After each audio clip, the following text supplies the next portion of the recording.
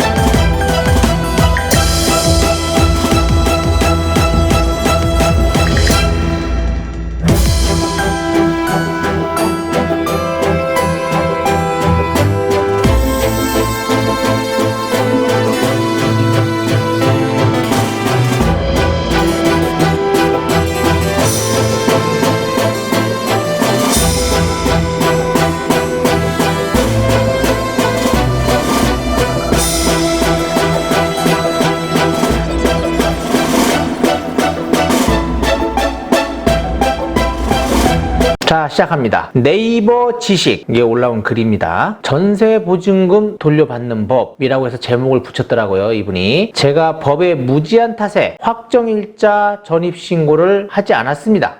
여기서 아주 중요한 이게 첫 글이에요. 확정일자하고 전입신고를 하지 않았다는 거는 내 전세보증금을 남에게 그냥 줬다라고 생각을 하시면 됩니다. 언제든지 내 보증금을 뛸 수 있다라고 생각하시면 돼요. 자, 여기서 확정일자하고 전입신고라는 이야기가 나오잖아요. 전입신고라는 거는 점유하고 전입신고를 하면 우리가 갖는 뭐가 있다? 대항력을 갖는다는 겁니다. 대항력이라는 거는 남에게 대항하는 거잖아요. 대항하는 힘을 갖는 건데 그것이 바로 점유를 하고 전입신고를 마치면 대항력을 줍니다. 그러니까 대항력이라는 힘을 갖는다는 거죠. 거기에 확정일자라는 건 뭐냐면 주민센터에 가면 도장을 찍어줍니다. 그게 확정일자인데 이 확정일자는 우선 변제를 받을 수 있는 권리를 주겠다라는 거예요. 그러면 담보물권적인 성격을 주겠다는 거하고 똑같단 말이죠. 만약에 우리가 등기부에서 보면 근저당, 담보물권 같은 성격을 주겠다는 겁니다. 그런 권리를 임차인에게 부여하는 거예요. 그래서 확정일자를 받는다는 거는 담보물권적인 성격도 같지만은 우선 변제권이죠. 그게 말하면 그런 성격도 같지만 계약의 진정성도 갖는다라고 보시면 됩니다. 확정일자가 미리 찍혀있는 계약서를 위변조할 수는 없을 거 아니냐 이거죠. 그런 권리를 갖는다라고 보시면 되겠고, 두 번째 글을 보시면 학생이고 첫 전세 계약이라 아무것도 모르고 계약을 했습니다. 보통 처음 사회 초년생이라든지 학생분들, 대학생분들 특히 이런 분들이 전세보증금을 많이 떼이는 수가 많은데요. 이런 거에 대해서 한 번도 안 해봤기 때문에 그렇다라고 생각하시면 됩니다. 오늘 제 영상 보시면은 절대 전세보증금을 떼일 일이 없다라고 저는 생각을 할게요. 자, 2018년 2월에 입주해가지고 1년 계약 후에 1년 추가로 연장해서 2020년 2월까지 계약을 했나 봅니다. 근데 이분이 여기서 중요한 얘기가 나왔어요. 20년 2월에 나왔대요. 나오시면 안 되죠. 대항력을 가지시려면 점유하고 전입을 해야 된다고 했죠. 그 점유하고 전입을 한 대항력을 가졌는데 전입을 빼버리면 어떻게 돼요? 대항력을 상실하는 겁니다. 보증금 또 못 받아요. 그렇게 되면 절대 나오시면 안 됩니다. 그 방에 다른 세입자가 와야 보증금을 돌려줄 수 있다고 하네요 라고 하는 거죠. 배짜라 이거죠. 이분은 절대 대항력을 상실하시면 안 되는데, 대항력은 또 말씀드리지만 점유하는 거하고 전입신고를 절대 빼면 안 된다는 겁니다. 점유도 상실하면 안 되는 거예요. 상실하는 순간, 그 중에 한 개라도 상실하는 순간 대항력은 상실하는 겁니다. 자, 이분의 질문을 먼저 보도록 할게요. 확정일자는 그 건물이 경매로 넘어갔을 경우 배당의 우선권 말고는 효과가 없나요? 라고 했어요. 제가 아까 이야기했죠. 확정일자는 우선 변제받을 수 있는 권리를 부여하기도 하지만은요, 담보물권적인 성격도 부여한다라고 했습니다. 그것이 바로 우선 변제권이에요. 그리고 또 뭐가 있습니까? 계약의 진정성, 요것도 가졌다라고 볼 수 있어요. 그마저도 제가 확정일자를 늦으면 후순위가 되는 건가요? 당연합니다. 대항력을 갖고 있는 상태에서 확정일자를 받았을 때는 후순위 권리를 갖고 있는 거예요. 그 날짜, 늦은 날짜에 후순위 권리를 그대로 갖고 있다라고 생각하시면 됩니다. 그리고 전입신고하고 확정일자를 입주한 지 2년 5개월이 지난 지금 받을 수 있나요? 예, 받을 수 있습니다. 언제 받던 그거는 상관이 없어요. 단 하루라도 빨리 받아야 된다는 겁니다. 대항력을 빨리 갖춰야만 다른 후순위 채권자보다도 내가 우선해서 대항력도 주장할 수 있고요. 그리고 우선 변제권도 가질 수 있다는 겁니다. 그리고 경매에서는요, 다른 담보물권보다도 제가 뒤늦게 전입하고 점유를 하면 경매가 진행 시에는 어떻게 된다고 했어요? 대항력이 없는 거와 마찬가지라고 했죠. 그나마 대항력이 없다면 우선 변제라도 받아야 될 거 아닙니까? 대항력을 갖춘 상태에서 확정일자를 받아야 우선 변제권 권리를 갖는 겁니다. 그러니까 하루라도 빨리 확정일자도 받으시고 전입신고도 마치셔야 된다는 거예요. 자, 이 외에 보증금 반환을 위해 제가 할 수 있는 방법이 무엇이 있을까요? 라는 겁니다. 이것이 전입을 하기 전이라면, 그리고 계약을 하고 제가 전입을 하기 전이라면 전세보증금 뭐 반환제도라는 게 있잖아요. 그런 거에 보증보험에 가입을 하다든지 이런 제도를 이용하시면 될 것 같고요. 뭐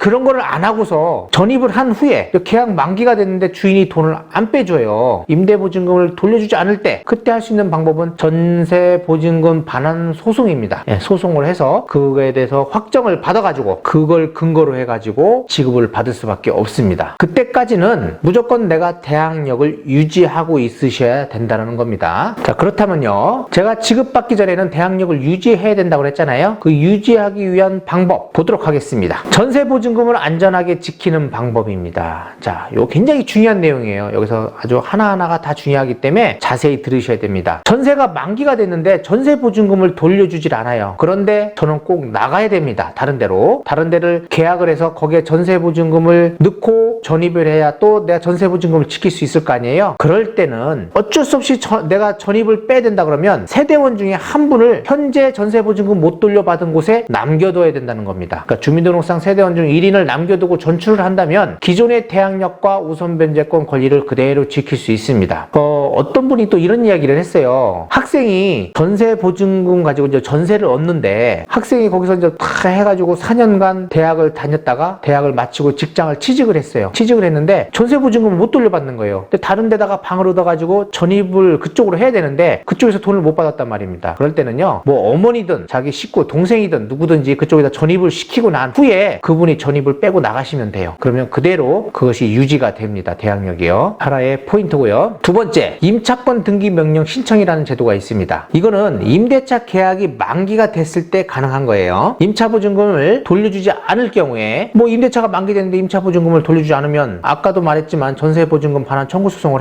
하든지, 아니면 내가 빨리 빼야 된다면 어떻게 돼야 되겠어요? 임차보증금을 돌려주지 않은 경우에는 법원에다가 임차권 등기 명령을 신청해서 등기가 완료되면 전출하면 됩니다. 여기서 중요한 건 뭐예요? 임차권 등기 명령 신청해가지고 등기가 나와야 된다는 거예요. 등기가 나오기 전에 전입을 빼면 대항력을 상실하기 때문에 안 됩니다. 그래서 꼭 임차권 등기 명령 신청이 등기가 완료된 후에 꼭 전출해야만 된다는 거 중요한 이야기고요. 세 번째, 임대차 등기입니다. 임대차 계약이 만기가 도래하지 않았을 경우에, 혹시 임대차 계약이 만기가 도래하지 않았는데 제가 집을 빼야 돼요. 그럴 때 할 수 있는 방법인데 임대인의 동의가 필요합니다. 임대인의 동의를 얻어가지고서요, 등기를 마치시면 돼요. 임대차 등기를 마치고 나가면 그대로 대항력하고 우선변제적인 효력을 가질 수 있다라고 보시면 되겠습니다. 자, 전대차 계약은요, 제가 임대 중에 전세보증금을 돌려받고 나가야 되는데 보통 다가구 주택에서 이걸 많이 써먹습니다. 내가 선순위예요. 선순위. 거의 안전하게 임대차 보증금을 돌려받을 수 있는 선순위에 있는데 그 다른 호실들에 막 많은 사람들이 들어온 거예요. 전세로. 그때는 내 전세보증금을 돌려받고 나가기가 어렵겠죠. 주인이 돈이 없다면. 그럴 때 써먹으면 좋습니다. 그때 임대인이 동의하에 새로운 임차인을 구해가지고요, 전대차 계약을 하는 거예요. 그러면 그때는 임대인이 동의가 있어야 됩니다. 임대인이 동의에, 그 계약서에 임대인이 동의서가 들어가야 되고요. 그 새로운 임차인은 일정의 기간 안에, 뭐 보통 7일 아니더라고요. 7일 아닌가 뭐 그 안에 전입신고를 하면 대항력과 우선변제권의 효력을 그대로 그 사람이 이어받는다라고 보시면 돼요. 그 순위, 1순위, 내가 갖고 있던 1순위를 그대로 이어받는다는 거예요. 그래서 그때 쓰는 것이 바로 전대차 계약이다. 요 중에 한 개라도 무조건 하고 나가셔야 돼요. 그래야만 내 임대차 보증금을 안전하게 지킬 수 있다라고 보면 되겠고요. 이 외에 우리가 알아야 할 상식들이 있습니다. 임차권 등기 아까 하고 나가야 된다고 했죠. 등기가 된 후에 나가면 그대로 내 대항력과 우선 변제권을 가질 수 있다고 했는데요. 혹시 내가 임차를 들어가려고 하는데 거기 임차권 등기가 딱 되어 있어요. 그럴 때는 그 집에 내가 임대차로 들어가시면 안 됩니다. 왜냐하면 임차권 등기가 이루어진 주택에 임차여 입주를 하는 임차인은요, 우선 변제를 받을 수가 없습니다. 권리가 없다라는 거예요. 그러니까 임차권 등기 범위 내에서는 대항력이고 우선 변제고 인정이 안 됩니다. 그러니까 들어가시면 안 된다는 거죠. 또 하나, 전입신고에 대해서 아까 제가 얘기했잖아요. 대항력을 가지려면 전입하고 점유를 해야만 대항력을 갖습니다. 그 중에 하나인 전입신고잖아요. 만약에 전입신고를 잘못한다고 하면요, 내가 그 집에 점유를 하고 있다 하더라도 대항력을 가질 수가 없어요. 그래서 전입신고가 굉장히 중요한데요. 다가구 주택이라는 거, 그러니까 보통 뭐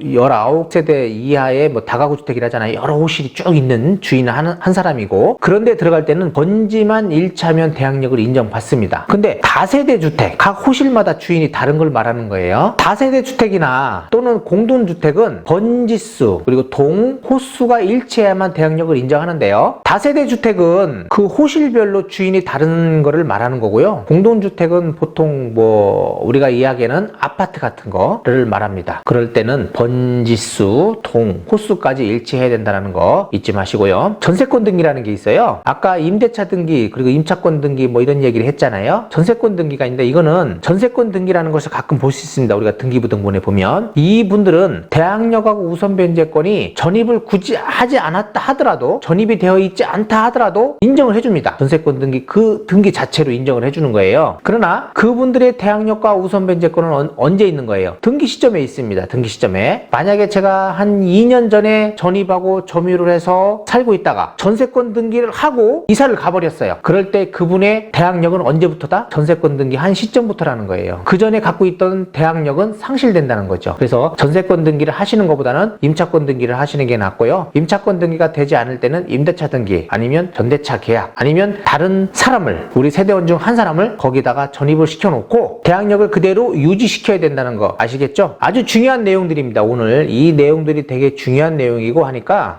영상 한 번씩 계속 돌려보시기를 바랄게요. 자, 다음에도 우리가 아주 중요한 부동산 상식에 관해서 계속적으로 업로드 시키도록 하겠습니다. 그리고 경매물건도 계속적으로 올려드릴 테니까 제 영상 구독, 좋아요, 알림 설정 부탁드리고요. 다음에 뵙겠습니다. 감사합니다.